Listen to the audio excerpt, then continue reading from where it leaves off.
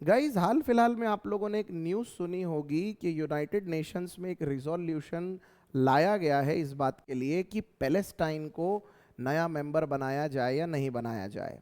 अब आप लोग देख सकते हैं, ब्रिटिश ब्रॉडकास्ट की एक खबर है जिसमें ये साफ दिया गया है कि यूनाइटेड नेशन जनरल असेंबली ने यूनाइटेड नेशन सिक्योरिटी काउंसिल को जनरल असेंबली ने सिक्योरिटी काउंसिल को ये बोला है कि वो तय करे कि पैलेस्टाइन को मेंबर बनाना चाहिए या नहीं बनाना चाहिए। ये खबर अपने आप में बहुत इंपॉर्टेंट है और इस खबर में से बहुत सी ऐसी इंपॉर्टेंट जीके की चीज़ें निकल के आएंगी जो एग्जाम पर्सपेक्टिव से तो इंपॉर्टेंट है ही, साथ में आपको किसी आरसी पैसेज में भी देखने को मिल सकती है, किसी डिस्क्रिप्टिव में, किसी जीडी में और इंटरव्यू में भी पूछी जा सकती है। तो अभी सिर्फ 5 मिनट में मैं आपको ये सारी चीज़ें एकदम अच्छे से ट्रांसपेरेंट वे में समझाऊंगा, तो इसीलिए इस वीडियो को लास्ट तक देखिएगा और हर बात को समझने की कोशिश करिएगा।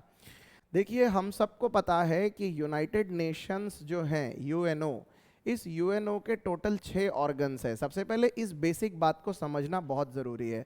यूनाइटेड नेशन ऑर्गेनाइजेशन के टोटल कितने 6 ऑर्गन्स हैं। इन 6 ऑर्गन्स पे पूरा का पूरा यूनाइटेड नेशन टिका हुआ है। इसमें सबसे पहला ऑर्गन है United nation general assembly, UNGA कहते हैं।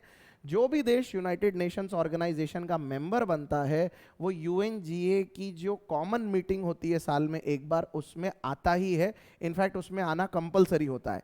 तो यूनाइटेड नेशन ऑर्गेनाइजेशन में अगर 193 मेंबर्स हैं आज, तो फिर यूनाइटेड नेशन जनरल असेंबली में भी सारे मेंबर्स आएंगे।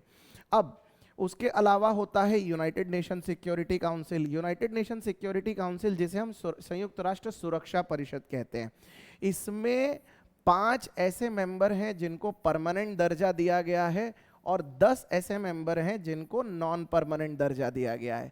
ये जो नॉन परमानेंट मेंबर होते हैं ये 2 साल के लिए होते हैं और 2 साल बाद ये चेंज होते रहते हैं। भारत नॉन परमानेंट मेंबर है और अभी तक 2 से 3 बार नॉन परमानेंट वाली सीट में भारत आ चुका है, जबकि 5 परमानेंट मेंबर में अमेरिका है, फ्रांस है, ब्रिटेन है, रशिया है और चाइना है। ये 5 ऐसे देश हैं जो कि यूनाइटेड नेशन सिक्योरिटी काउंसिल के परमानेंट मेंबर है। आप में से किसी को ये डाउट आ सकता है कि ये 5 किस बेसिस पे चुने गए हैं। ये 5 दरअसल सेकेंड वर्ल्ड वॉर जीते थे और इसीलिए इन 5 को यूनाइटेड नेशन सिक्योरिटी काउंसिल का परमानेंट मेंबर बनाया गया है। अब इन 5 के पास एक पावर भी होता है जिसको बोला जाता है वीटो पावर। आपने इसके पहले जरूर सुना होगा वीटो पावर। वीटो पावर एक ऐसी पावर है जिसको पावर टू रिजेक्ट बोला जाता है।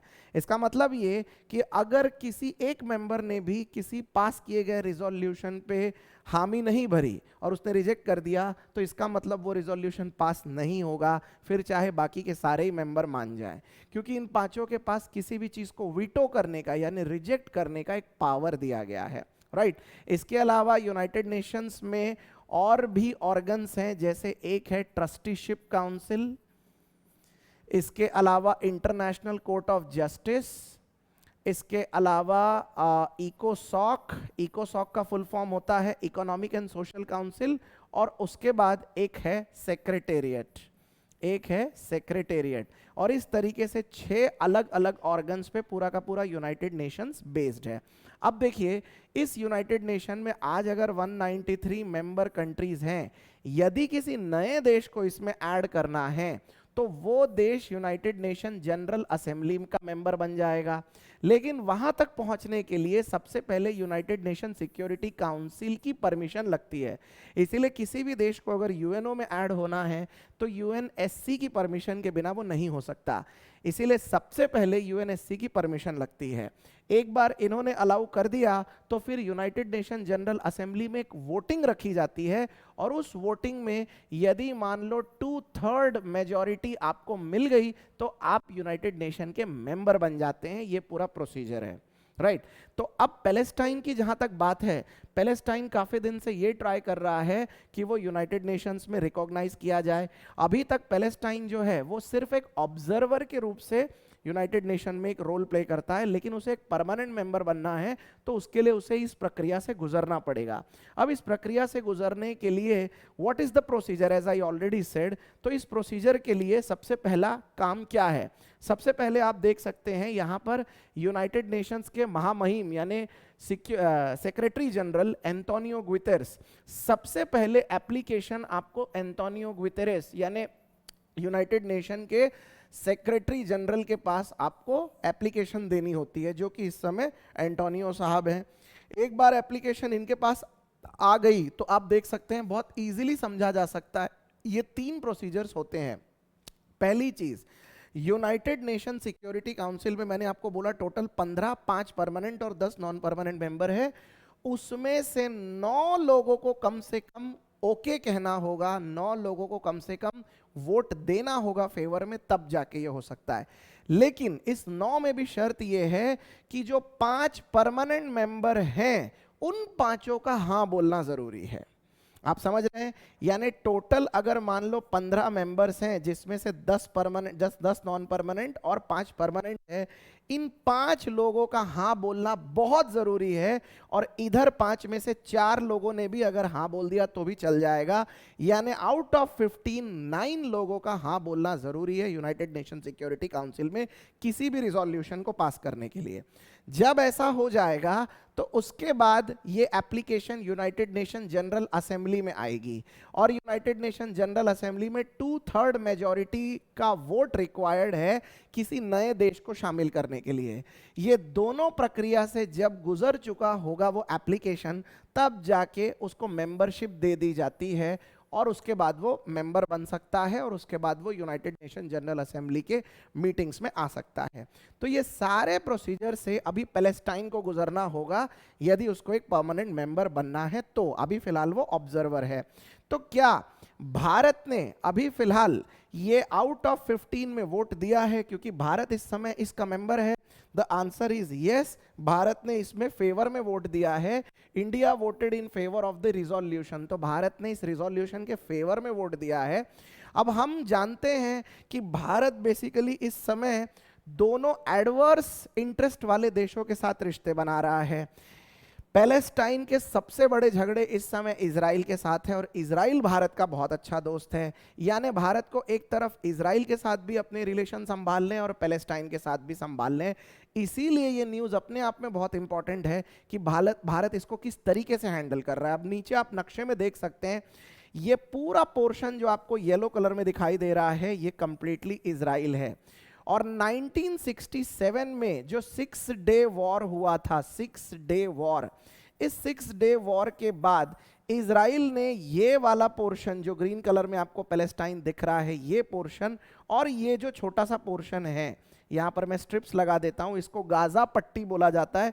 ये नाम आपने बार बार सुना होगा, गाजा पट्टी, गाजा स्ट्रिप।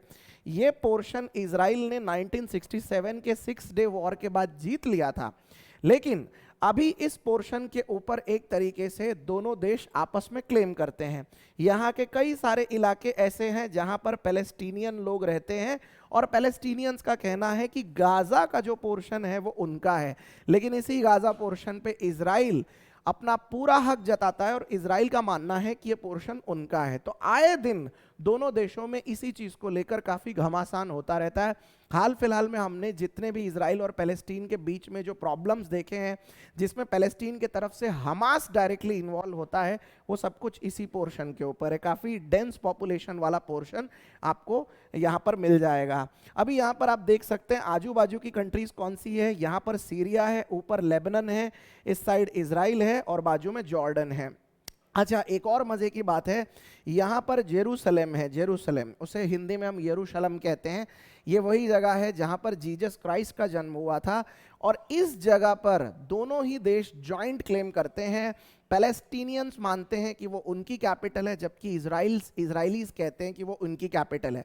यूनाइटेड नेशंस की बात अगर यहाँ पर हम देखें तो यूनाइटेड नेशन ने दोनों ही देशों को जेरूसलम के ऊपर अपना अधिकार जताने से मना किया है, क्योंकि ऑब्वियसली ये जो जगह है ये रिलीजियस है और ये पब्लिक इंटरेस्ट में है। इसीलिए जितने भी कमर्शियल काम होते हैं आज इजराइल में, वो जेरूसलम की जगह तेल अवीव नाम की एक सिटी है वहाँ से होते हैं। तो अगर हम ये कहें कि इजराइल की कमर्शियल कैपिटल क्या है, it is not Jerusalem, it is तेल अवीव, राइट। अब देखिए आगे इसमें क्या हो सकता है, इससे पहले मैं आपको एक और चीज बता देता हूं कि भारत ने पैलेस्टाइन के फेवर में जो वोट डाला है ये बेसिकली क्यों डाला है। तो इजराइल, इंडिया और पैलेस्टाइन के बीच में जो डिप्लोमेटिक रिलेशंस हैं वो किस तरीके के रहे हैं, एक एक मिनट में समझ लेते हैं। देखिए भारत वो पहला नॉन अरेबिक देश रहा है जिसने रिकॉग्नाइज किया था पैलेस्टाइन को। ओके, पैलेस्टीनियन की जो लिबरेशन ऑर्गेनाइजेशन है, जिसको पीएलओ बोला जाता है, पैलेस्टाइन लिबरेशन ऑर्गेनाइजेशन, उसको हमने, वी वर द फर्स्ट जिन्होंने उसको रिकॉग्नाइज किया था, वो भी 1974 में, राइट। इसके अलावा भारत ने 1988 में सबसे पहले पैलेस्टाइन को एक देश के रूप में भी रिकॉग्नाइज किया था, ये भी बात सच है। भारत उन देशों में से एक रहा है जिसने स्टेट ऑफ पैलेस्टाइन को रिकॉग्नाइज किया था 1988 में, यानी एक तरीके से मान्यता दे दी थी, यानी कि हमारे तरफ से माना जाएगा कि वो एक देश है। इसके अलावा इंडिया और पैलेस्टाइन के जितने भी रिश्ते हैं उनमें सबसे ज्यादा कड़वाहट आई है जब इंडिया का झुकाव इजराइल की तरफ ज्यादा रहा है या इंडिया और इजराइल की दोस्ती ज्यादा हुई है, राइट। तो एक तरीके से ये अपने आप में बैलेंस बनाने जैसी चीज है कि भारत इजराइल की तरफ ज्यादा झुका हुआ है या फिर पैलेस्टाइन की तरफ। उसके साथ ही साथ आज की अगर हम इक्वेशन देखें, यानी 21st सेंचुरी की इक्वेशन देखें, तो जियोपॉलिटिक्स में एक शब्द है जिसको बोला जाता है dehyphenation foreign policy. Dehyphenation foreign policy का मतलब होता है जब कोई देश एक साथ दो देशों के साथ अपने संबंध बनाने की कोशिश करे, उन दो देशों के साथ जिसमें आपस में झगड़े हैं। ऐसे तो दुनिया में बहुत सारे देश एक दूसरे के साथ संबंध रखते ही हैं, मल्टीपल कंट्रीज के साथ अपने रिलेशंस बनाते हैं, लेकिन अगर आप डी हाइफनेशन पॉलिसी अपनाते हो, इसका मतलब ये कि आप ऐसे दो देशों के साथ अपने रिलेशन इस्टेब्लिश करने की कोशिश कर रहे हो जिन दो देशों में आपस में झगड़े हैं। यहां पर एग्जैक्टली वैसा ही हो रहा है। अब डी हाइफनेशन को अगर हम सिंपली तरीके से समझें तो यहां पर देखिए adversarial relation between them in an independent manner, okay. और ये भारत किस लिए कर रहा है, ताकि एक तरीके से डिफेंस, एनर्जी, सिक्योरिटी और ट्रेड में कहीं ना कहीं एक एडेड एडवांटेज इंडिया को मिल सके, राइट। तो आगे आने वाले दिन में ये देखना बड़ा दिलचस्प होगा कि ये किस तरीके से हो पाएगा।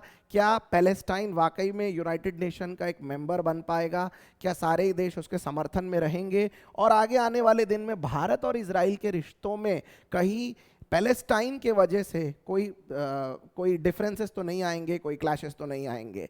जाते जाते आप सबको एक और बहुत इंपॉर्टेंट चीज मैं बता देता हूं, अगर आप बैंकिंग की तैयारी कर रहे हैं तो ये वो क्वेश्चंस हैं जो आपको इस न्यूज से रिलेटेड बिल्कुल फिंगर टिप्स पे याद रखने चाहिए। तो लेट्स हैव अ लुक। देखिए पैलेस्टाइन के प्रेसिडेंट का नाम है इस समय मोहम्मद अब्बास, ये याद रखिएगा। तस्वीर में जो आपने देखा जहां पर वो नरेंद्र मोदी को ऑनर कर रहे हैं, ये मोहम्मद अब्बास है, राइट।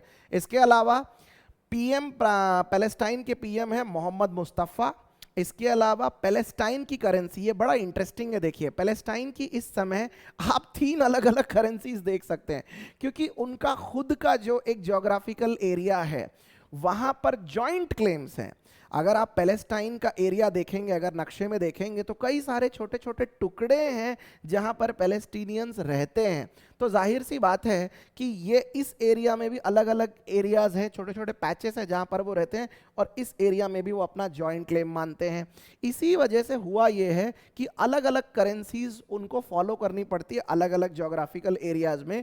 तो इजिप्शियन पाउंड्स भी चलते हैं वहां पर, क्योंकि इजिप्ट जो है वो नीचे वाली साइड में बॉर्डर शेयर करता है। जॉर्डेनियन दिनार, जॉर्डन बिल्कुल बाजू में ही है, और इजराइल का एरिया तो है ही, इसलिए इजराइल की करेंसी न्यू शेकेल वो भी एक्सेप्ट की जाती है। वहीं दूसरी तरफ पैलेस्टाइन अपनी कैपिटल जेरूसलेम को मानता है, जहां जीसस क्राइस्ट का जन्म हुआ था। उसी तरफ प्रेसिडेंट इजराइल के हैं आइजैक हर्जोग, और prime minister once again the same prime minister जो कई सालों से इजराइल में बने हुए हैं, और इनका भारत में भी दौरा लग चुका है। भारत के काफ़ी प्रो रहे हैं ये, बेन्यामिन नेतान्याहू।